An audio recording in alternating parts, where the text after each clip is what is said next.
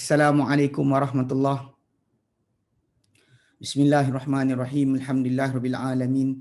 Nahmaduhu wa nasta'inuhu wa nastaghfiruh. Wa na'udzu billahi min shururi anfusina wa sayyiati a'malina. May yahdihillahu fala mudilla lahu wa may yudlilhu fala hadiyalah. Asyhadu an la ilaha illallah wa asyhadu anna Muhammadan abduhu wa rasuluh.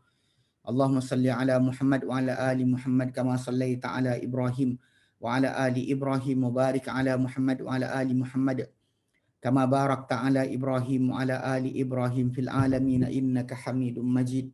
Rabbi shrah li sadri wa yassir li amri wahlul 'uqdatam min lisani yafqahu qawli, amma ba'. Alhamdulillah, kita bersyukur kepada Allah SWT kepada kita berkumpul lagi. InsyaAllah hari ini menyambung kelas pengajian kita berkenaan tarikh tasyin Islami, yang mana kita lama cuti. Maaf lah pasal jadual kita tak padan, lari. Jadi insyaAllah hari ini kita akan sambung balik apa yang kita dah berhenti itu. Yang terakhir kita berhenti itu kepada tajuk berkenaan dengan fuqaha para sahabat. Fuqaha para sahabat, yang mana kita belajar dekat situ berkenaan dengan kedudukan nama para sahabat Nabi SAW, yang 7 orang yang kita ambil tu. Itu Omar, Ali, Zaid bin Sabit, Ibn Mas'ud, Zaid bin Sabit, Ibnu Umar, Ibn Mas'ud dan juga Aisyah radhiyallahu anha. Okay, yang mana kita kata mereka inilah yang dikatakan sebagai fuqaha para sahabat, yang mana kita dah ambil tentang beberapa kedudukan yang mereka ada. Lalu sekarang ni kita nak bincangkan berkenaan dengan kisah hidup mereka sikit. Sikit kita ambil tentang mereka. Okey.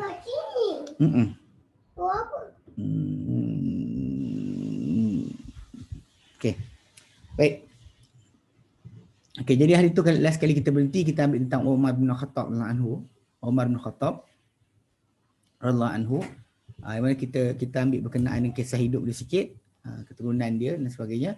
Dan bahkan kita ambil berkenaan dengan kedudukan Umar daripada segi masalah ilmu. Hatta Nabi SAW sendiri mengiktiraf akan kedudukan beliau. Okey. Hari ini kita akan bincang insya-Allah mengenai Ali bin Abi Talib. Ali bin Abi Talib. Okey. Huwa, nama dia ini Ali bin Talib ni adalah Ali bin Abi Talib bin Abdul Muttalib bin Hashim bin Al-Manaf bin Al-Qurashi.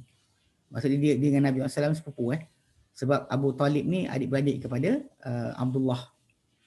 Abu Talib, gelaran dia dia punya bapa dia Abu Talib ni adalah adik-beradik kepada Abdullah bin Abdul Muttalib. Ni Abu Talib bin Abdul Muttalib. Ibn Hashim bin Abdul Manaf bin Al-Qurashi, Al-Hashimi, Bani Hashim. Bani Hashim itu anak-anak keturunan Hashim. Itu anak Abdul Manaf. Abul Hasan, gelaran dia adalah Abul Hasan. Sempena anak dia yang lelaki yang sulung, nama dia Hasan bin Ali bin Abi Talib. Dilahirkan dia sebelum keputusan Nabi SAW dalam tempoh 10 tahun. Ikut pendapat yang sahih. Dan kemudian dia dibela ataupun tinggal dalam jagaan Rasulullah SAW. Jagaan Rasulullah SAW. Cuma ada pendapat yang kata Abu Talib tu dia ada anak kan, Ja'far, Ali dan juga Ja'far, Ali dan juga Abu Talib. Anak-anak kepada Abu Talib. Anak lelaki dia. Jadi bila sebut tu ada yang kata bahawa dibela Ali dalam keluarga Rasulullah SAW kerana Abu Talib tak ada harta. Itu sebenarnya tak kena sebenarnya. Jarak di antara mereka tu dalam 10 tahun. Anak antara Ali dengan abang dia yang atas 10 tahun, daripada Abu Talib kepada Ja'far kepada Ali. Jadi nak katakan Abu Talib seorang yang tak berharta tu tak kena, sebab dia memang kaya. Cuma mungkin kemungkinan besar kerana Abu Talib bermasa kasihan Nabi tak ada anak lelaki, semua anak lelaki baginda mati ketika kecil. So Nabi beri Abu Talib bagi anak dia untuk Nabi SAW bela atau manjakan. Okay. Jadi dia dibela di dalam jagaan Nabi SAW sejak kecil lagi. Dan dia adalah yang pertama, manusia pertama Islam ikut pendapat banyak di kalangan ahli ilmu. Apa kita kata ada beberapa orang kan baca Khadijah binti Khuwailid sendiri, kemudian Abu Bakar Siddiq radhiyallahu anhu, Kemudian sebut berkenaan dengan apa, dengan Ali bin Abi Talib ni dalam keluarga Rasulullah, dalam keluarga Rasulullah SAW. Dikatakan dia antara yang pertama, yang awal. Maksudnya ketika dia masuk Islam tu umur dia muda lagi. Sering digunakan pada Ali bin Abi Talib dan karamallahu wajhah, atau memulihkan wajah dia, kerana katanya dikatakan tidak pernah menyembah berhala. Jadi sebenarnya kalau ikutkan kepada tajuk tak sembah berhala, Abu Bakar As-Siddiq radhiyallahu anhu pun tak pernah sembah berhala. Tak pernah sembah berhala. So jadi sebenarnya gelaran tu macam tambahan yang kita bincang kenapa diletakkan lebih dan sebagainya. Ala kulli hal, okay, jadi dia ni dia awal Islam ikut pendapat ramai ahli ilmu, dan dia tak berpisah dengan Rasulullah SAW. Sejak daripada bagi dia tinggal di rumah Rasulullah SAW, dia tak pernah pisah. Dan dia hadir bersama baginda banyak pertempuran dan peperangan kesemua sekali, katakan, kecuali perang Tabuk. Okay. Sebab Nabi SAW suruh dia tinggal di Madinah, menjadi wakil jaga Nabi Madinah ketika Nabi tak ada. Dan Nabi tinggalkan di Madinah untuk jaga Madinah, dan Nabi kata pada dia ketika mana Nabi tinggalkan dia untuk jaga Madinah, Nabi kata ala tarda an takuna minni bimanzilati Harun min Musa, tidak redakah engkau, tak mahukah engkau bahawa engkau menjadi pada aku dengan kedudukan Harun daripada Musa. Macam Harun alaihi salam menjadi pengganti pada Musa alaihi salam pada kaumnya ketika Musa terima wahyu, illa annaka lasta bin nabi, kecuali melainkan bahawa engkau bukan seorang nabi. Mana boleh dapat kedudukan engkau dengan aku ni macam Musa dengan Harun, kedudukan dia. Okey. Dia ada juga macam ketika hantar ke Madinah untuk mengajarkan Islam kepada orang Madinah, ke Yaman. Hantar ke Yaman ketika mana Nabi utuskan beberapa orang sahabat, ada sebut kata 10 orang, Ali antara yang Nabi hantar untuk ajar Islam di Yaman. Okay, dan Nabi kahwinkan dia dengan anak perempuan baginda, Fatimah. Fatimah itu anak Nabi yang paling bungsu perempuan. Kalau bungsu lagi betul inilah Ibrahim. Jadi Fatimah ni adalah anak Nabi yang perempuan yang paling akhir. Dan dahulunya panji di tangan dia pada banyak peperangan. Di tangan dia lah duduknya panji peperangan. Okay, dan apabila Nabi mempersaudarakan di antara para sahabat baginda ketika hijrah, Nabi gabungkan orang ni dengan orang ni, yang ini saudara ni. Nabi kata pada Ali, anta akhi, engkau saudaraku. Ini kelebihan lah yang Ali bin Abi Talib dapat. Okey. Dan pujian ataupun sebutan tentang kelebihan pada banyak Ali adalah banyak, amat banyak, sehingga kan berkata Imam Ahmad tidak dinukilkan untuk sesiapa daripada kalangan sahabat apa dinukilkan untuk Ali. Dan para ulama telah memberikan alasan banyaknya apa dikesan daripada kedudukan dia dengan apa yang dahulu berlaku daripada kebencian Bani Umayyah kepada Ali. Ni pasal Bani Umayyah ni kalau kan keluarga Osman lah. Keluarga Osman bin Affan radhiyallahu anhu. Bila mana Osman dibunuh, yang Muawiyah bin Abi Sufyan dia menguasai Syam, dan ketika tu memang sebenarnya ikutkan memang ada sedikit pertikaian, sebab kerana Ali bin Abi Talib tidak tidak membunuh tidak menghukum akan pembunuh Osman. Jadi timbul syaitan datang dan ganggu akan pendirian mereka. So Ali bin Abi Talib sebenarnya ketika tu bila zaman Bani Umayyah tu timbul tajuk lah, dia kata kerana bencinya Bani Umayyah kepada dia. Lalu adalah bersungguh-sungguh setiap siapa yang disedia ilmu tentang kedudukan Ali dengan para sahabat untuk menetapkannya. Ini bagi menjelaskan ketinggian akan kedudukan Ali. Okay, kerana orang duk sibuk kata macam ni, maka diorang cerita balik Ali ni siapa. Okay? Dan tinggi kedudukan beliau, dan sekalipun Rafidah dahulu, golongan Rafidah telah melahirkan untuk Ali banyak puji-pujian dan rekaan. Sedangkan Ali bin Abi Talib tak perlukan kepada itu. Tak perlukan sangat kepada itu. Tapi banyak Rafidah buat reka-reka tentang Ali punya kelebihan. Tapi sebenarnya kalau kepada yang sahih itu dah banyak. Yang banyak dah. Mungkin dia kata kerana Ali asyik dikatakan. Tapi nak sebut macam tu pun agak sukar. Sebab apa? Sebab ketika mana lepas Ali bin Abi Talib dah tak ada, Hasan dan Husin anak dia masih lagi bersama-sama dengan Bani Umayyah. Macam ketika tu bila Abu Sufyan bila Muawiyah menjadi pemerintah, Hasan dan Husin masih lagi masuk jumpa dengan dia.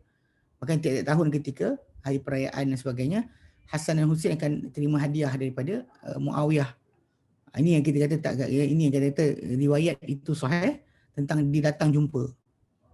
Tapi mungkin lepas itu Yazid anak kepada Muawiyah dan seterusnya, mungkin kat situlah mungkin munculnya rasa tak senang, Allahu a'lam. Tapi kita tahu bahawa kedudukan kalau para sahabat Nabi sama mereka benda tu adalah bersih. Baik. Dan Imam Nasa'i telah mencari apa dia khususkan tentang Ali selain para sahabat yang lain, lalu dihimpunkan banyak dengan sanad-sanadnya, dan kebanyakannya adalah elok dan tiada masalah. Masalah tak nak tolak semua daripada tentang Ali ni masalah juga. Kita ada dengar kat Malaysia kadang-kadang ada orang kata macam bila dengar je kebolehan Ali terusnya Syiah. Tak semestinya, tidak semestinya. Kerana dia Islam sejak daripada kecil. Maksudnya ketika Nabi SAW mula berdakwah tu, Ali di antara budak-budak yang masuk Islam awal dan juga duduk dengan Nabi SAW. Dengan sebab itu kalau kita lihat kelebihan Ali bin Abi Talib adalah benar, banyaknya adalah benar. Cuma untuk mengangkat dia setara Nabi taklah. Angkat setara Nabi tidak. Okay. Badan Ali bin Abi Talib ni masyhur dengan kepahlawanan dan juga keberanian dan juga mara dalam peperangan. Pada peristiwa Khaybar telah berkata Rasulullah SAW ketika peristiwa Khaybar telah bersabda Rasulullah SAW, aku pasti akan la adfa'anna rayata ghadan ila rajulin yuhibbullaha wa rasulahu wa yuhibbullahu wa rasuluhu yaftahullahu ala yadayhi. Dia kata aku pasti akan serahkan panji esok pagi kepada seorang lelaki yang mencintai Allah dan juga Rasulnya, dan mencintainya Allah dan Rasulnya, dan Allah Ta'ala akan membuka Allah Ta'ala, memenangkan Allah Ta'ala di atas dua tangannya. Jadi pada esok paginya Rasulullah SAW bangun pagi ke semua para sahabat ketika itu berharap setiap orang mereka ini bahawa dia diberikan akan panji tersebut. Lalu Rasulullah SAW bersabda pada pagi berkenaan, aina Ali bin Abi Talib, mana Ali bin Abi Talib? Mereka berkata dia ada, tapi dia mengadu sakit pada dua mata dia. Lalu Rasulullah SAW dibawakan Ali bin Abi Talib, lalu bagi Rasulullah SAW ludah pada mata dia dan doa untuk dia, lalu dia sembuh. Lalu bagi dia beri kepada dia akan panji. Okay, ini kena ingat macam perkara ni kadang-kadang bila kita cerita tentang Ailiu Nabi SAW, keberkatan dia adalah jelas. Kita tak pernah menafikan akan kedudukan Ailiu Rasulullah SAW.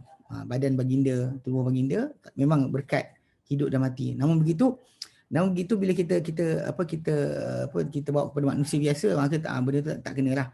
Kita tak boleh nak samakan orang lain dengan Rasulullah SAW. Apa pada Rasulullah SAW tak ada pada orang lain. Tak ada pada orang lain. Apa ada pada Rasulullah, kemuliaan, kelebihan, keberkatan tidak ada pada orang lain. Kalau ni kata ada siapa kata ada keberkatan daripada Ailiu dan sebagainya, mak bapak kita lah yang paling layak untuk mendapat kemuliaan tersebut. Mak bapak kita masing-masing. Mak bapak saya untuk saya, mak bapak siapa untuk siapa yang bercakap. Okey, baik. Telah berkata Umar bin Khattab radhiyallahu anhu bila nampak Ali bin Abi Talib dapat panji pada pagi peristiwa Khaybar, Umar kata aku tak pernah sukakan akan jawatan melainkan pada hari tersebut. Sebab kerana Nabi dah sebut akan bagi panji berkenaan kepada orang yang mencintai Allah dan juga Rasulnya, dan Allah dan Rasulnya cinta kepada dia. Dan bila Rasulullah SAW serah kepada panji kepada Ali, dia telah bergegas bersegera. Lalu mereka jadikan mereka mula berkata kepada dia perlahan-lahan. Lalu kemudian dia sampai ke tembok atau benteng kubu Khaybar, lalu dicabut akan pintu. Ini yang kita kata riwayat yang datang banyaklah menyebut berkenaan dengan Ali bin Abi Talib mencabut pintu Khaybar pintu Khaybar, dan dari situ timbullah kepahlawanan para sahabat Nabi sallallahu alaihi wasallam jelas. Tak ada siapa patut sanksi. So kalau Allah Subhanahu Wa Taala nak berikan kepada mereka kelebihan, kita tak sepatutnya kata tak boleh lah. Sebab benda ni tadi macam mana Uzair boleh dapat, tak boleh kelebihan, macam Ashabul Kahfi ada kelebihan dia, So tak ada timbul tajuk untuk kita menafikan. So Allah Ta'ala dah ceritakan kepada kita dalam Quran perkara pelik-pelik yang banyak yang berlaku pada orang yang beriman. So kalau pada para sahabat Nabi pun ada peroleh benda tersebut, tidak menjadi masalah. Jangan kita tak boleh kita tolak, tak boleh kita reject. So itu mana panggil apa, karamah yang Allah Ta'ala berikan kepada orang beriman ketika mereka bekerja untuk agama. Ketika bekerja untuk agama, Allah Ta'ala beri mereka kelebihan yang tak beri pada orang lain. Itu tak ada masalah. Macam dihidupkan dihidupkan binatang macam tentang nanti kisah keluar para sahabat untuk berjihad, asal seorang kenderaan dia mati, dia doa kepada Allah Ta'ala hidup balik. Itu benda tak ada masalah, tidak menjadi masalah, sebab Allah Ta'ala memang boleh memberikan kelebihan kepada orang-orang yang dia dilindungi oleh dia, wali-wali wali Allah Ta'ala ni. Tapi bukan sepanjang waktu lah. Sepanjang waktu, sebab kalau kita tahu ketika ni sebut pintu tu dicabut, dicampakkan pintu tu ke bumi kan, kemudian berhimpun padanya, serbu padanya 70 orang. Dia tolak balik untuk mereka nak sekat dia, 70 orang datang halang dia. Tapi dalam begitu kita nak fahamkan benda tersebut hari tu ya, pasal hari lain ketika dia mati dibunuh oleh seorang lelaki saja, bukan 70 orang. Ketika peristiwa tersebut 70 orang cuba nak serang dia, tak dapat, tak menang. Tapi bila Allah Ta'ala menghendaki dia mati, maka diserang oleh seorang pun mati. Itu kena beza, kena faham bagaimana kedudukan karamah para awliya ataupun para sahabat Nabi SAW. Dia berlaku pada waktu yang Allah Ta'ala kehendaki, bukan waktu kita kehendaki. Allah yang nak, maka jadi. Kalau time lain tak jadi. Okay, baik. Dan dia memakai baju Rasulullah SAW pada malam hijrah. Ini banyak kes yang ada sebahagian orang tolak riwayat ni, walaupun sebenarnya kita tak ada masalah kat situ, sebab Ali bin Abi Talib kalau dia duduk macam tu pun memang pengorbanan mereka itu para sahabat Nabi untuk Nabi SAW tak perlu disangsikan. Tak perlu disangsikan sebab Ali ada kelebihan dia, Osman ada kelebihan dia, Umar ada kelebihan dia, Abu Bakar ada kelebihan dia, semua para sahabat Nabi, Abdullah bin Auf ke, Talha bin Ubaidillah ke, Zubair bin Awam ke, semua mereka ni ada kelebihan yang Allah Ta'ala berikan kepada mereka dalam membantu Nabi SAW. Tak perlu kita nafikan. Walaupun timbul tajuk Syiah menaikkan. Kalau Syiah nak naikkan tajuk tu, tajuk pada Umar pun ada, tajuk pada Abu Bakar pun ada, semua ada. Semua ada kelebihan masing-masing. Yang dalam kita ni, asal kalau riwayat tu sahih lah. Tak perlu kita jadikan Syiah sebahagian daripada sebahagian daripada kisah-kisah ini kita nisbah kepada Syiah hanya kerana dia tak berkenan dengan sebab kisah tu macam mengangkat Ali. Tak ada masalah pun. Tidak ada masalah untuk Ali bin Abi Talib diangkat pada kedudukan dia. Macam dia diangkat Umar, diangkat Abu Bakar, diangkat para sahabat yang lain pada waktu masing-masing. Semua ada kedudukan masing-masing. Bukannya kita kata menafikan satu sahabat, menangkan sahabat yang lain, tak ada. Bila kita kata Ali ada kelebihan, kalau kita cerita kelebihan Ali, maksudnya kita tolak kelebihan Umar. Mana ada macam tu? Okey. Baik. Dia kata jadi dan telah menuju orang musyrik untuk membunuh Rasulullah SAW, dan mereka telah mengepung rumah baginda. Lalu apabila mereka bangun pagi, pada pagi itu nak bunuh Rasulullah, mereka lihat Ali, maka tak jadi mereka bunuh. Dan itu adalah dikatakan antara setinggi-tinggi apa yang terjadi daripada bertahan berkubu untuk membantu Rasulullah SAW kan, kita berkubu dan juga berkorban untuk dalam jalan Allah Ta'ala, dan juga membela Nabi Allah, itu Muhammad SAW. Boleh katakan antara terbesar yang Nabi yang dibuat. Ya Ali Umar pun ada kisah-kisah macam ni. So basically kalau kita nak fahamkan, tapi nak buang tidak. Tapi saya dengarlah sebahagian asatizah dia tak suka dengan kes-kes macam ni, dia kata bunyi macam Syiah.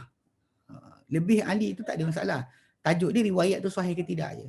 Kalau sahih lah. Kalau tak sahih, tentang Umar pun tak sahih. Ada tentang Abu Bakar pun ada yang tak sahih.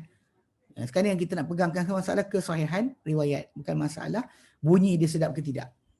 Masalah kelebihan diberikan pada satu kisah, tapi pada waktu lain tak ada kelebihan sebut, itu biasa. Okay. Dan dia dahulu Ali bin Abi Thalib ini adalah salah seorang di antara lelaki syura yang disebut yang dinaskan oleh Umar bin Khattab untuk khilafah.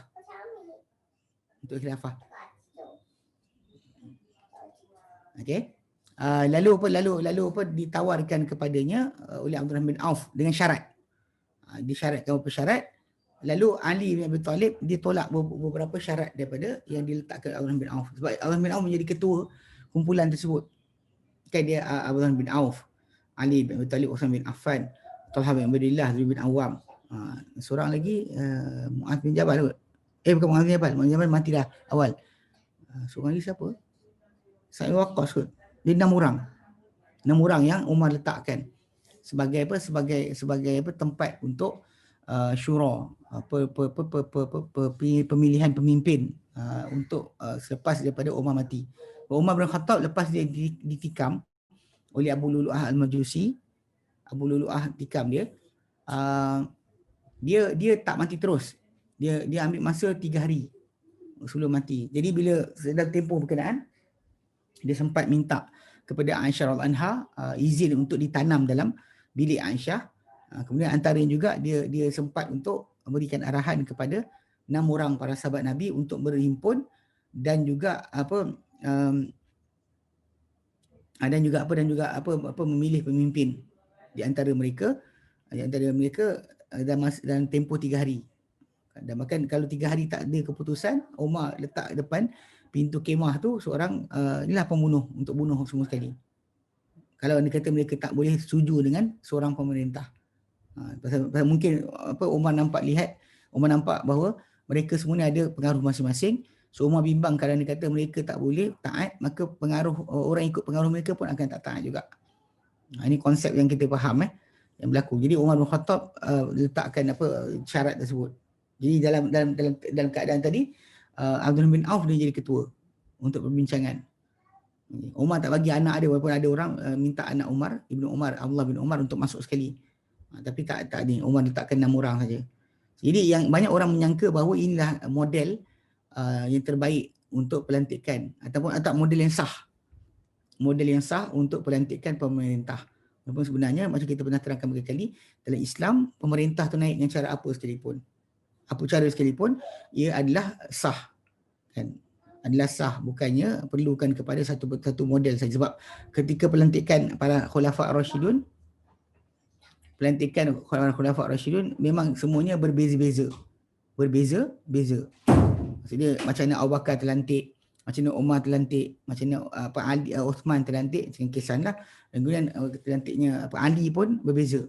Semua pelantikan tersebut adalah berbeza. Maka kita kata tak boleh kita sebut satu model saja.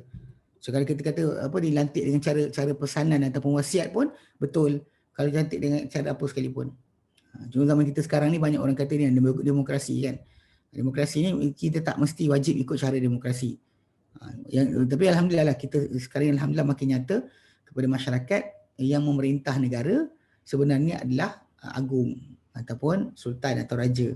Bukannya Perdana Menteri ataupun inilah menteri-menteri yang dilantik. Menteri dilantik tu untuk pentadbiran saja. Kalau orang tak ada pun tak ada masalah. Negara kita ada pemerintah. Itu yang kena jaga sikit. Sebab kadang-kadang banyak orang duk sibuk masuk politik, lupa berkenaan dengan masalah apa yang sah daripada agama atau tidak. Sekarang ni macam kes demokrasi ni betul bukan daripada Islam, dan Islam tak pernah sarankan untuk demokrasi. Cuma banyak orang duk kata demokrasi, tapi sebenarnya tertipu je. Tertipu sebab demokrasi ni kononnya wakil rakyat. Tak. Sebenarnya wakil rakyat yang kebanyakan orang ramai pilih itu adalah wakil toki. Kalau di US, wakil kepada lobby Israel. Mana-mana Israel atau Yahudi letak, Zionis letakkan di US tu lobby yang dia akan tanggung. Setiap yang masuk pilihan raya semua sekali akan dibayar oleh lobby tersebut. Tak kira Demokrat atau Republican, dua-dua wakil dibayar oleh satu badan, satu inilah yang mereka ni boleh dikatakan orang-orang yang berpengaruh dalam masyarakat dengan harta mereka. So diorang akan bayar pada senator-senator tu untuk masuk dalam bertanding. So lepas tu bila kemenangan berlaku, tak kira mana-mana pihak, Republican atau Demokrat, semua akan menyokong Israel. Sebab semua senator yang ada tu dibayar oleh lobby Yahudi. So macam tu kita kat Malaysia pun macam tu juga sebenarnya. Kalau kata dana politik tu diambil daripada toke, maka ahli parlimen ke menteri ke sebagainya yang terhutang budi dengan toke-toke akan bekerja untuk toke, bukan wakil rakyat. Ini khulasah dia, kesimpulan. Banyak orang tak faham lagi bahawa demokrasi ni bukan daripada Islam. So ala kulli hal bila ditawar daripada Ali bin Abi Talib, okey, dia tak nak, lalu Abdul bin Auf telah beralih daripada Ali kepada Osman. Lalu Osman terima semua syarat-syarat.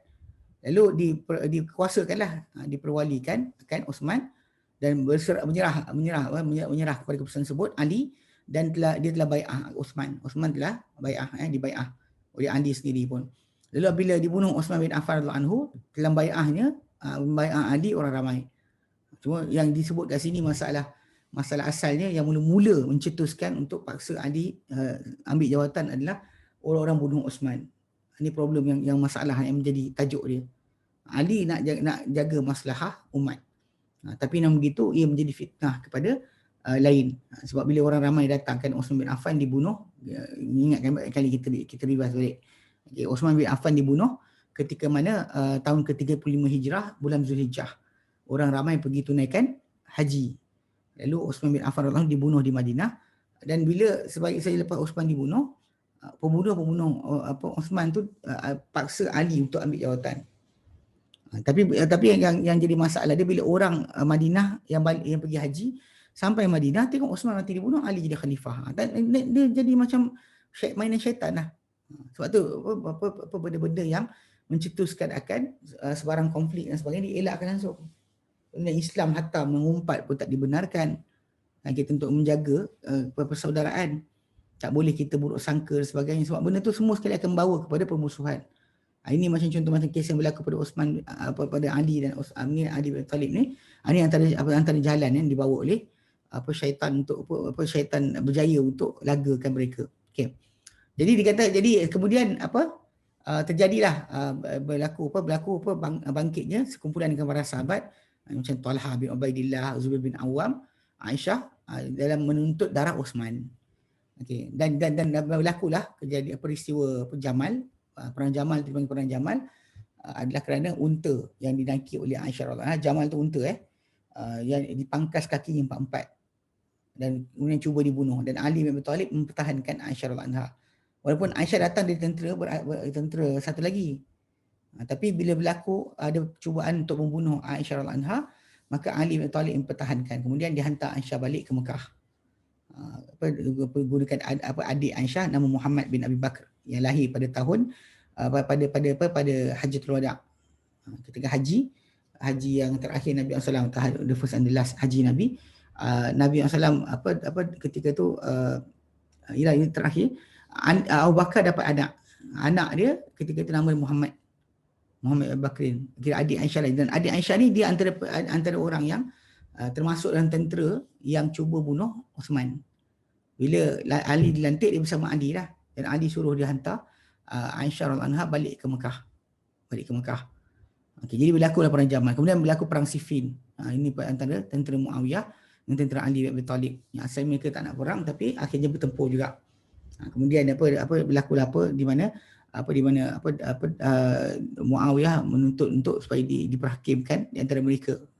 Dan dalam perhakiman tersebut berlakulah tidaklah mereka pun meneruskan peperangan, tapi Ali bin Abi Talib pun tak tuntut untuk mereka beri bai'ah, dan mereka pun tak tuntut daripada Ali darah Osman. Okey. Jadi daripada para sahabat Talha bin Zubair, kemudian berlakulah di mana telah bangkit Muawiyah pada dalam penduduk di tengah-tengah penduduk Syam menuntut darah Osman, sebab Osman bin Affan keluarga dia. Okey, dan Ali pula, dan pendapat Ali pula adalah bahawa mereka mesti masuk ke dalam ketaatan dahulu. Kemudian bangkit wali dam, orang yang tuntut darah Osman. Okey, dia pun mendakwa akan tajuk tersebut di sisi dia. Kemudian dia akan beramal bersama dengan bersama dengan orang berkenaan apa yang wajib diwajibkan oleh hukum syariah yang suci. Okey. Tapi orang yang menyanggahi Ali berkata, dia kata kau dapatkan mereka dan bunuh mereka. Dan sedangkan Ali melihat bahawa kisos dengan tanpa dakwaan tidak boleh dan tidak ditegakkan hujah, tidak berarah. Tak boleh. Kita nak kisos tapi tak ada pendakwaan, siapa yang terlibat, siapa sekian, tak ada saksi sebagainya. Okey, jadi dan setiap pihak ni adalah mujtahid. Betul lah, dia berijtihad lah. pihak yang tuntut Ali bunuh pun ijtihad, Ali punya pendapat pun ijtihad juga. Tapi memang majoriti ulama mengatakan bahawa Ali adalah yang benar. Punca benar sebab apa? Sebab Ali bin Abi Talib termasuk dalam hadis Nabi SAW bila dia perangi kumpulan Khawarij, Nabi pernah sebut, Nabi kata akan memerangi Khawarij ini, kumpulan yang yang keluar nanti muncul nanti, Nabi kata memerangi mereka kumpulan paling dekat pada kebenaran. Antara dua kumpulan paling dekat pada kebenaran. Maksudnya dua-dua benar. Mana kumpulan yang tuntut darah Osman benar, Ali pun benar. Tapi dalam begitu Ali lebih dekat pada kebenaran. Pasal sabda Nabi dan Sahih Muslim. Okey. Itu maksudnya dua pihak tu memang ijtihad lah. Sementara telah menjauhi itu ke semuanya, mengelak.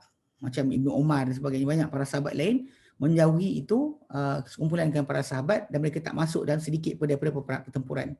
Ramai para sahabat sebenarnya duduk tinggal kat Mekah, tak nak terlibat dengan apa yang terjadi. Tak ada dalam pihak tentera Ali, tidak juga pada pihak tentera yang mempertahankan nak tuntut darah Osman. Okey, dan Ali bin Abi Talib ni dia amat menonjol dalam ilmu dan juga fiqh. Dan dia telah mara untuk memberi fatwa, bercakap mengenai hukum hakam setelah daripada Nabi SAW tiada. Dan Umar bin Khattab dahulu minta perlindungan daripada satu kerumitan, satu masalah yang tiada padanya Abul Hasan. Mana tak ada Ali, ketika dia berbincang tu Ali tak ada, Umar minta jauh daripada apa-apa kerumitan yang Ali tak hadir bersama. Sampai Umar pernah cakap, dia kata Abul Hasan lah halaka Umar. Kalau bukan kerana Abul Hasan, itu Ali bin Abi Talib, saya binasa Umar. Dan Ali bin Abi Talib memang dia pun tegur Umar bin Khattab dengan direct. Dia tegur dengan jelas dengan secara langsung bila Umar nak buat perkara tertentu, jadi Ali bin Abi Talib adalah yang tegur. Macam kita baca dulu macam mana Ali bin Abi Talib tegur Umar berkenaan dengan masalah tempoh paling pendek mengandung paling pendek, tempoh dia berapa lama. So Umar bin Khattab radhiyallahu anhu pernah ingatkan mesti 9 bulan, Ali terang kepada dia tak. Bahkan ikut pada Ali punya kiraan berdasar pada ayat Quran yang digabungkan, ada surah Luqman, ada surah dalam surah Al-Baqarah. Jadi datang dalam tu bahawa tempoh dia yang dilihat lebih tepat adalah 6 bulan. Dia betul dalam sains pun, dalam embryologi, memang paru-paru manusia hanya terbentuk dengan betul pada bulan ke-6. So kalau budak tu lahir kurang daripada 6 bulan, dia tak akan hidup. Kalau lepas 6 bulan dia baru boleh hidup. So alveolus, kawasan pertukaran di antara oksigen dan karbon dioksida daripada kawasan hujung paru-paru tu kan, dia tempat pertukaran oksigen dan karbon dioksida tu hanya sempurna pembentukan dia lepas bulan yang ke-6. So kalau sebelum itu budak tu memang tak boleh, tak ada efisiensi untuk menyaring oksigen daripada darah ataupun daripada udara. Kalau kita bawa masuk corong pun takkan jadi apa. Sebab paru-paru dia tak boleh. Sebab ketika itu masih lagi dia mendapat semua nutrisi udara dan sebagainya daripada tali pusat. Tali pusat antara dia dengan mak dia. Okay. So jadi kita dapat lihatlah memang Umar bin Khattab minta perlindungan daripada kerumitan yang tiada padanya Abu Hasan itu Ali. Dan lalu Ibnu Abbas radhiyallahu anhu berkata, datang kepada kami apabila datang kepada kami satu ketetapan daripada Ali, kami takkan menyimpang daripadanya. Kalau Ali keluar keputusan, kami takkan lari daripada itu. Dan dahulunya Ali bin Abi Talib berkata, tanyalah daku mengenai kitab Allah Ta'ala. Tanya aku mengenai kitab Allah. Demi Allah, dia kata, tidak ada sebarang ayat melainkan aku tahu adakah dia turun pada waktu malam ataupun pada waktu siang. Tu adakah adakah ia turun pada waktu malam atau siang? Mana ayat kecuali aku dah tahu. Kata Ali bin Abi Talib. Inilah waktu di Mekah, dia rumah Rasulullah. Kan? Waktu di Madinah pun rumah dia dekat.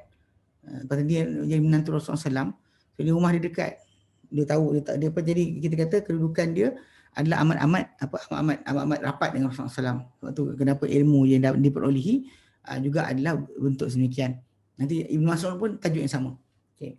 Dan telah tersebar hukum-hukum Ali dan fatwanya, akan tapi Syiah telah merosakkan banyak daripada ilmu Ali dengan pembohongan ke atas Ali bin Abi Talib. Mana banyak diriwayatkan, tapi kerana pengikut ketika mana yang sokong Ali bin Abi Talib pada awal pemerintahan dia itu daripada kumpulan Khawarij sendiri. So diorang ni rosakkan. Kemudian muncul pula kumpulan yang taksub melampau, lagi rosakkan akan pengetahuan sepatutnya benar daripada Ali bin Abi Talib. Tapi bila banyak bercampur aduk, kan barang tu ada kat situ tapi dah bercampur aduk dengan benda yang bukan ia. Sebaiknya kita tinggalkan lah. Ditinggalkan lebih baik. Tapi yang mana yang sahih daripada Ali bin Abi Talib memang kita kata dipakai. Bahkan kuat untuk menjadi hujah. Kerana itu para ulama hadis orang yang meriwayatkan hadis daripada ahli yang sahih bukannya ahli Rafidah, tidak bersandar daripada cerita atau hadis Ali bin Abi Talib dan fatwanya kecuali apa yang datang daripada ahli baik dia. Okey. Ataupun anak-anak murid ataupun penamping pada Abdullah bin Mas'ud seperti Ubaidillah, seperti Ubaidah As-Salmani, Syuraih, Abu Wa'il dan sebagai contoh-contoh lain macam mereka lah, seumpama mereka.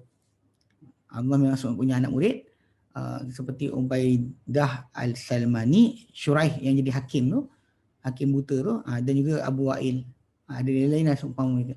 Maksudnya kalau lain dia tu dia tak nak ambil. Sebab balik pada kebarangkalian pembohongan tu ada. Kebarangkalian pembohongan tu terjadi. Okay, dahulunya Ali bin Abi Thalib radhiyallahu anhu dia kata dia sendiri pernah mengadukan ketiadaan orang yang boleh menampung atau menanggung pengetahuan yang ditinggalkan olehnya. Macam dikatakan apa? Innaha huna ilman law asabtu lahu hamalatan. Kat sini ni ada ilmu. Kalaulah aku temui akan orang yang boleh menanggungnya. Maksud dia Ali bin Abi Talib sendiri kan, dia pengikut-pengikut dia pasal apa yang datang daripada golongan Syiah yang kononnya sokong dia sebagainya. Kumpulan tersebut pun sebenarnya banyak yang masalah. Sebab tu Ali sendiri merasakan tak ada siapa boleh menanggung ilmu daripada dia. Sebenarnya ada ilmu tapi tak ada siapa nak ditinggalkan. Kumpulan tu banyak penipu dan pembohong. Okey. Okay, baik. Dan ditulis dan dibunuh Ali bin Abi Talib, dibunuh Ali bin Abi Talib pada malam 17 bulan Ramadan tahun 40 Hijrah. Okey. Dan itu adalah sesudah bai'ahnya bai'ah Ali bin Abi Talib sesudah dibunuh Osman pada bulan Zulhijjah tahun ke-35. Jadi tempoh khilafah dia adalah 5 tahun kurang 13,5 bulan. 13,5. Mana dia 35 Hijrah tu dia dibunuh. Tapi sebenarnya kalau kan dalam tempoh yang tu dia kata 4 tahun 6 bulan. 4 tahun 6 bulan. Pasal sambungan 6 bulan nanti datang daripada anak dia Hasan bin Ali bin Abi Talib pegang jawatan khilafah selama 6 bulan. Cukupkan 30. Cukupkan jumlah 30. Itu lebih tepatlah. Cuma kita kata nak fahamkan bahawa Ali bin Abi Talib telah diangkat sebagai khalifah yang lebih kurang 5 tahun saja. 5 tahun. 4 tahun lebih masuk 5 tahun. Kemudian anak dia Hasan take over. Kemudian Hasan letak jawatan, serahkan jawatan khalifah tu kepada Muawiyah. Lepas 6 bulan pegang. 6 bulan pegang jawatan, diserah kepada Muawiyah. Wallahu a'lam. Baik, itu tentang Ali bin Abi Talib. Okey, fuqaha yang ketiga adalah Abdullah bin Mas'ud radhiyallahu anhu. Abdullah bin Mas'ud radhiyallahu anhu. Okey, Abdullah bin Mas'ud nama dia sebenarnya adalah Abu Abdurrahman. Abu Abdurrahman gelaran kunyah dia. Abu Abdurrahman gelaran dia Abu Abdurrahman kunyah dia. Nama dia Abdullah bin Mas'ud. Abdullah bin Mas'ud bin Ghafil Al-Hudhali. Dia Bani Hudhail lah. Bani Hudhail. Dia bukan Quraisy Dia bukan, maksud dia Bani Hudhail ni dia actually dia kira kabilah luar lah. Bukan daripada Bani Abdul Muttalib, bukan daripada Bani Hashim, bukan daripada situ. Okay. Dia daripada Bani Zuhrah. Dia adalah daripada orang yang tak setia pada Bani Zuhrah. Dia keluar masuk melalui Bani Zuhrah tu untuk masuk dalam masyarakat Quraisy. Dan dia kadang-kala dinisbah pada mak dia. Dikatakan gelaran dia, nama dia lain adalah Ibnu Ummi Abd. Ibnu Ummi Abdin. Itu gelaran mak dia. Ummu Abd gelaran mak dia, maka dia anak lelaki Ibnu Ummi Abd. Anak lelaki pada Ummi Abd. Itu para sahabat Nabi macam tu. Dia kadang penggelaran ni kadang-kadang boleh kepada Abu ataupun Ibnu. Okey. Dia kata telah datang Ibn Mas'ud radhiyallahu anhu daripada Hudzail ke Mekah. Sesudah mana kematian bapa dia untuk mencari rezeki. Lalu dia sibuk dengan penjagaan kambing kambing milik Uqbah bin Abi Mu'aid. Uqbah bin Abi Mu'aid punya kambing dia jaga. Dan dia telah bertemu dengan dia dua orang lelaki. Ketika dia telah mengembala tu, dua orang lelaki bertemu dengan dia dan berkata kepada dia, salah seorang dua lelaki tersebut dengan kata-kata yang sangat manis, sangat indah. Okay? Dan dia lihat daripada lihat pada lelaki tersebut apa yang menggembirakannya. Kemudian dia dapat tahu bahawa dua orang lelaki yang jumpa dia tu, ada seorang tu adalah Rasulullah SAW bersama dengan teman dia itu Abu Bakar Siddiq radhiyallahu anhu. Okay? Lalu tiba-tiba dia pun dia pun datang kepada Uqbah dan tinggalkan kambing-kambing. Dia pulang ke balik kambing dan kemudian dia tinggalkan dan kemudian dia lari cari Nabi SAW sehinggalah dia temui Nabi. Dan juga dia minta kepada Nabi SAW untuk ajarkan dia daripada kata-kata yang dia dengar sebelum itu. Mana apa yang Nabi sampai pada dia minta Nabi ajarkan balik. Lalu baginda beritahu pada dia tentang dakwah baginda. Lalu dia masuk dalamnya dan juga masuk dalam dakwah berkenaan dan juga menyerah daripada dia masuk Islam. Dia masuk dalam dakwah tu dan masuk Islam. Lalu berkata kepada dia Rasulullah SAW, engkau adalah seorang budak yang muallam, yang diajarkan, yang terpelajar lah. Dia dengar terus datang. Dan dia jadi orang yang ke-6 di kalangan orang Islam. Yang masuk Islam nombor 6 dia. Okay. Dan berkata Mas'ud radhiyallahu anhu, aku telah melihat diriku orang yang ke-6 daripada 6 orang yang mula-mula masuk Islam, aku nombor 6, dia kata. Dan tidak ada di muka bumi ni, Muslim selain kami. Ketika tak ada orang Islam kecuali kami je. Mana Nabi, pada 6 orang ikut, dia nombor 6. Dan ketika itu tak ada siapa pun di muka bumi yang Muslim kecuali mereka. Dan dia adalah orang pertama yang membaca Quran dengan terang-terangan dan mendengarkan Quran kepada orang Quraisy. Okey. Dia dengarkan Quran pada orang Quraisy. Okey, ketika mana dia kata ketika mana dia berhimpun satu hari dengan sahabat Rasulullah SAW, lalu mereka berkata, demi Allah tidak mendengar Quraisy ni akan Quran ni. Okey. Maksud dia kata tak mendengar, Allah tak mendengar Quraisy ni Quran. Dia dan dibacakan terang dengannya sama sekali. Ada tak siapa yang nak bacakan Quran kepada mereka? Kata Allah bin Mas'ud, aku boleh buat. Lalu mereka berkata, kami bimbang pada engkau, kata engkau, kami nakkan lelaki yang ada, kalau boleh kalau nak yang buat ni lelaki yang ada kaum kerabat yang akan menjaga dia atau mempertahankan dia daripada kaum yang Quraisy ni. Jangan kalau mereka nak serang dia. Lalu berkata Ibn Mas'ud radhiyallahu anhu, biarkan aku kerana Allah Ta'ala akan pertahankan aku. Lalu besok paginya Ibn Mas'ud telah pergi keluar pagi sampai pergi ke makam Ibrahim pada waktu duha mendepan Kaabah lah. Okay, dan Quraisy ketika tu di tempat-tempat himpunan mereka, di kelab-kelab mereka jadi lalu Ibn Mas'ud telah bangun di makam Ibrahim, kemudian dia membaca membaca Bismillahirrahmanirrahim, meninggikan suara dia, kemudian Ar-Rahman, baca surah Ar-Rahman.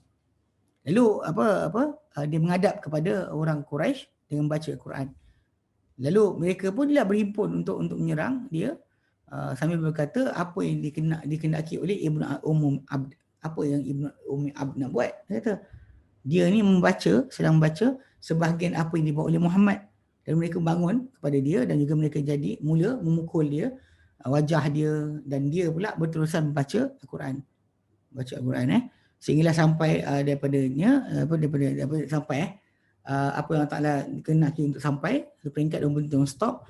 Kemudian dia pun balik kepada teman-teman dia di kalangan para sahabat Nabi SAW, dalam keadaan telah ditimpa pada wajahnya dan juga pada tubuh badan dia, kena pukul. Dan mereka kata kepada dia, inilah yang kami bimbang kena kepada engkau. So kalau dia kata orang tu ada keluarga dia daripada Quraisy yang jaga dia, kemungkinan besar Quraisy takkan pukul dia. Tapi kerana Ibn Mas'ud orang luar daripada Mekah, maka diorang berani pukul dia. Okey, maka beliau berkata tidak adalah musuh-musuh Allah lebih ringan padaku banding mereka sekarang. Mana dulu mereka besar, sekarang lagi mereka kecil. Bila dilihat daripada berlaku kejadian pukulan tersebut, dia makin rasa berani. Okay, kalau kamu semua nak, esok aku akan ulang mereka dengan seumpama pagi ni. Mana yang aku buat pagi ni, esok aku buat lagi. Mereka kata cukuplah kepada engkau telah dengarkan mereka apa yang mereka tak suka. Okay. Kemudian berhijrah, Ibn Mas'ud 2 kali hijrah. Dan dia memang dia hijrah ke Habsyah dia hadir, hijrah ke Madinah pun dia buat. Okay. Dan dia hadir ketika perang Badar dan juga apa yang selepas daripada pertempuran perang-perang. Okey. Dan dia kata dan apabila dahulu Abu Jahal telah pukul dia di Baitullahil Haram ketika dia baca Quran. Okey. Maka sebenarnya dia dahulu telah persiapan untuk berhadapan dengan Abu Jahal dalam perang Badar. Terjadinya tamatnya penghapusan Abu Jahal ni di dalam perang Badar dengan di tangan Ibn Mas'ud. Tak jadikan macam tu. Okey. Dan dia Ibn Mas'ud dia cakap ketika mana dia telah duduk atas dada Abu Jahal, dia kata, ini tengok sekarang, Allah telah hina engkau wahai musuh Allah. Lalu berkata Abu Jahal, ini engkau ke wahai penggembala kambing? Dan engkau telah dia telah naik kan satu puncak yang sangat susah. Dia boleh naik atas dada Abu Jahal. Kerana dia Allah Ta'ala jadikan dia menang, tewaskan Abu Jahal dan duduk atas dada Abu Jahal. Ini yang ceritakan pasal dulunya dia hanya penggembala kambing saja. Tapi Allah Ta'ala angkat muliakan kedudukan dia ketika bersama Nabi SAW. Okay. Ibn Mas'ud radhiyallahu anhu dahulu memang sentiasa duduk dengan Rasulullah SAW. Ini antara sebab kenapa ilmu dia banyak. Hampir-hampir tidak berpisah dengan Nabi SAW. Okay. Hatta ketika malam, dia pergi malam jin. Malam di mana Nabi SAW bacakan Quran kepada jin, dia hadir. Dia hadir sama Rasulullah SAW. Nabi letak pada dia bulatan yang keluar, Nabi kata. Okey. Dan dia adalah pemegang 2 kasut Nabi SAW, siwak baginda dan juga alat bersuci baginda SAW. Okay. Daripada Abu Musa al-Ash'ari. Abu Musa al-Ash'ari dia kata, aku telah datang aku dan saudaraku daripada Yaman. Abu Musa al-Ash'ari datang dengan saudara dia daripada Yaman. Dan kami tak melihat Ibn Mas'ud melainkan dia seorang lelaki daripada ahli bait Nabi SAW. Okay, sebab apa? Sebab dia masuk dia jumpa Rasulullah SAW, masuk mak dia kepada Nabi SAW. Jadi ulang-alik macam tu sampai orang ingat bahawa Ibn Mas'ud ni adalah keluarga Nabi, ahli keluarga Nabi SAW. Kerana ulang-alik masuk dia, keluar masuk rumah Rasulullah SAW. Mak dia pun macam tu sendiri. Mak dia sendiri keluar masuk rumah Rasulullah SAW. Okay. Ada dikata pada Huzaifah Ibn Yaman dikata kepada dia, ceritakan kepada kami manusia paling rapat dengan Rasulullah SAW dari segi petunjuk dan juga hadian wa dallan. Hadian wa dallan kan. Okey, maksud dia dia kata hadiah petunjuk, dallan ni maksud dia perangai, tingkah laku. Okey, kami nak bertemui dia, nak temui orang tersebut dan kami nak ambil daripada dia ilmu. Kami nak dengar daripada dia. Maksud dia diorang jumpa Huzaifah tanya, siapakah orang paling tepat ataupun dekat dengan Rasulullah dari segi petunjuk agama ini daripada segi sikap, perangai daripada tingkah laku. Lalu diorang kata nak belajar dengan orang tersebut. Lalu Huzaifah kata dahulunya dia kata orang manusia paling dekat dengan Rasulullah SAW dari segi petunjuk, dari segi masalah perangai, sikap dan juga segi rupa, ciri masalah perangai dengan Rasulullah SAW adalah Ibn Mas'ud radhiyallahu anhu. Ibn Mas'ud radhiyallahu anhu. Okey, jadi dia beri sukunya demi telah mengetahui golongan yang menjaga atau melihara ilmu daripada para sahabat Nabi SAW, bahawa Ibnu Ummi Abd itu Ibn Mas'ud adalah orang paling dekat di antara mereka kepada Allah Ta'ala dengan jarak yang sangat jauh. Okay. Dikeluarkan kata-kata ni oleh Bukhari dan Tirmidzi. Al-Mahfuzun tu yang maksud dia adalah orang yang menghafal, yang Allah Ta'ala jaga mereka daripada merapu dan juga daripada menyimpang dalam kata-kata atau perbuatan. Tak merapu dalam kata-kata, tak menyimpang daripada juga dalam perbuatan, tak menyimpang. Orang tersebut adalah Ibn Mas'ud radhiyallahu anhu. Ini pengiktirafan Huzaifah bin Yaman, tentang perkara berkenaan. Dia kata dan kerana ini dia kata dan kedudukan bagi beliau dengan berteman dengan Nabi SAW ni mempunyai kesan pada ilmu Mas'ud dan juga fiqh dia. Beliau berkata radhiyallahu anhu, dia kata demi Allah tidak turun pada Al-Quran ni sesuatu kecuali aku tahu pada manakah ia turun. Tidak turun Quran kecuali aku tahu di mana dia turun. Dan tiada seorang pun lebih tahu tentang kitab Allah berbanding aku. Tiada siapa lebih tahu tentang kitab Allah berbanding aku. Dan kalau aku tahu sesiapa yang boleh sampai kepadanya unta lebih tahu banding aku tentang kitab Allah Ta'ala, aku pasti datang kepada dia. Dan kalau orang tu ada tahu tentang kitab Allah Ta'ala lebih daripada apa yang dia tahu, niscaya dia akan dan jarak orang tu boleh ditunggang unta kepadanya, dia kata aku akan datang. Tapi dia kata wa ma ana bi khairikum, namun begitu aku bukan orang terbaik di antara kamu. Dia macam tu tawaduknya.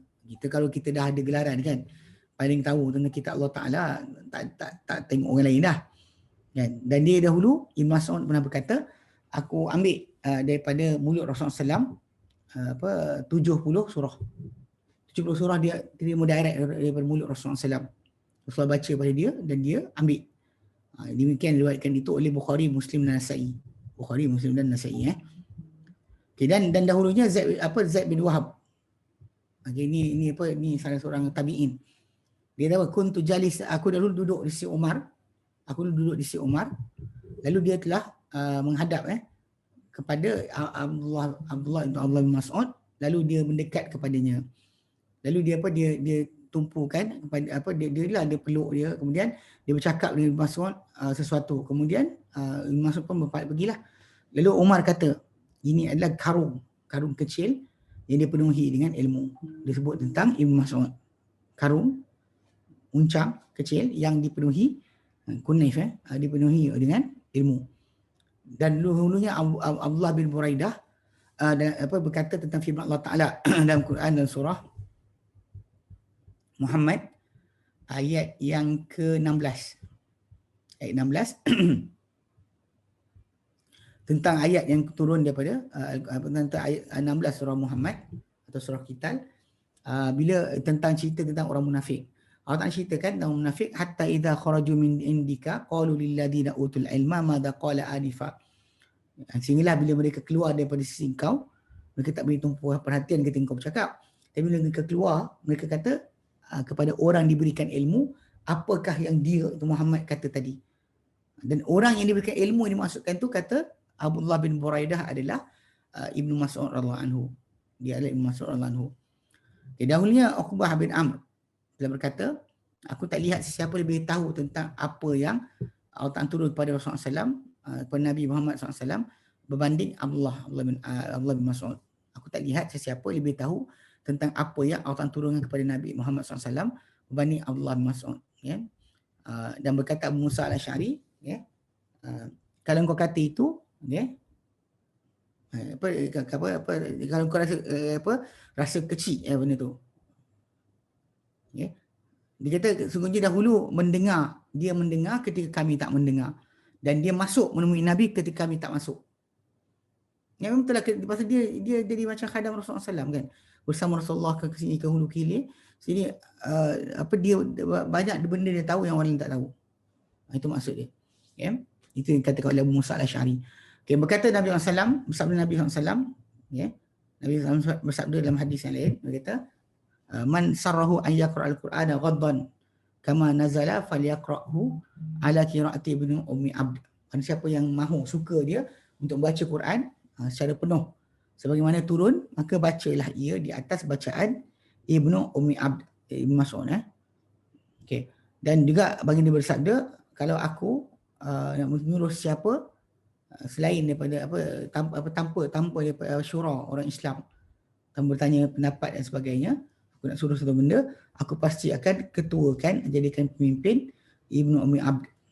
Ibnu Ummi Abd itu Ibnu Mas'ud radhiyallahu anhu. Nak ceritakan percaya Nabi pada dia, sampai Nabi boleh kata, kalau dia kata boleh nak berikan jawatan pada siapa tanpa tanya-tanya, saya Ibnu Mas'ud lah orangnya.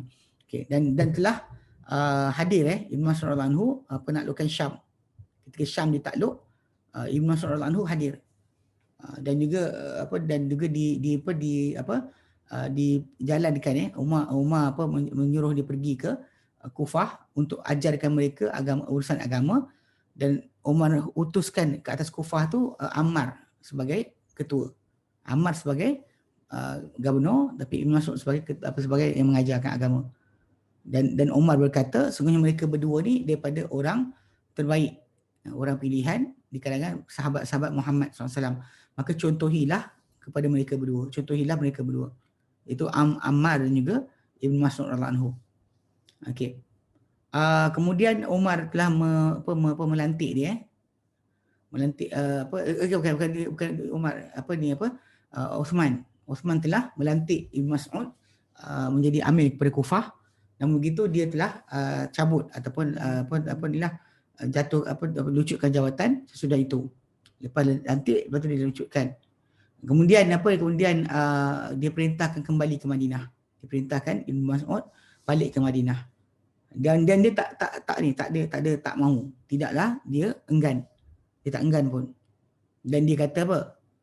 Dia kata kepada orang ramai bila orang tanya tentang Osman suruh balik dan lucutkan jawatan dia kata sungguhnya untuk Osman ni, ke atas aku ni ada hak ketaatan. Untuk Osman, untuk dia khalifah, ke atas aku ada hak ketaatan. Dan aku tak suka untuk menjadi orang pertama yang buka pintu fitnah. Sebab ketidakpatuhan kepada pemerintah ni, dia membuka pintu fitnah. Kemudian dia mati di Madinah di atas pendapat yang sahih pada tahun 32 Hijrah. 32. Maksudnya 3 tahun sebelum Osman dibunuh. Ibn Mas'ud telah mati 3 tahun sebelum Osman bin Affan radhiyallahu anhu dibunuh. Tahun 32. Tengah zaman pemerintahan Osman bin Affan radhiyallahu anhu. Baik. Wallahu a'lam. Okay, ada soalan? Nanti kita ada lepas nanti Zaid bin Sabit, ada Ibn Umar, ada Ibn Abbas, ada Aisyah radhiyallahu anha. Ini kita dah ambil 3 ada 4 orang lagi. Dia ada soalan?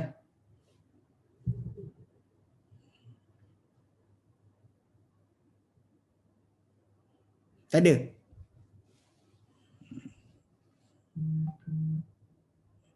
T-shirt beli kat mana? T-shirt ni hadiah. Saya dapat t-shirt banyak. T-shirt ni orang hadiah. Saya tak beli. Dihadiahkan. Bagi hadiah kita pakai lah. Kalau nak tu tanya pada Abu Talhah bagi salam. Dia biasa yang bagi saya. Okey. Tak ada Okey. Okey. Kalau tak ada kita berhenti sini. InsyaAllah nanti kita sambung kemudian. Pada minggu satu lagi nanti kita ambil berkenaan dengan Zaid bin Sabit dan seterusnya Abdullah bin Abbas, Ibn Umar, Abdullah bin Umar. Baik. Soalan lain tak ada Okay, tak ada, kita berhenti sini. Ada tak ada? Tak ada. Tak ada. Okey, tak ada Tadi kita berhenti sini, insya-Allah sambung kemudian.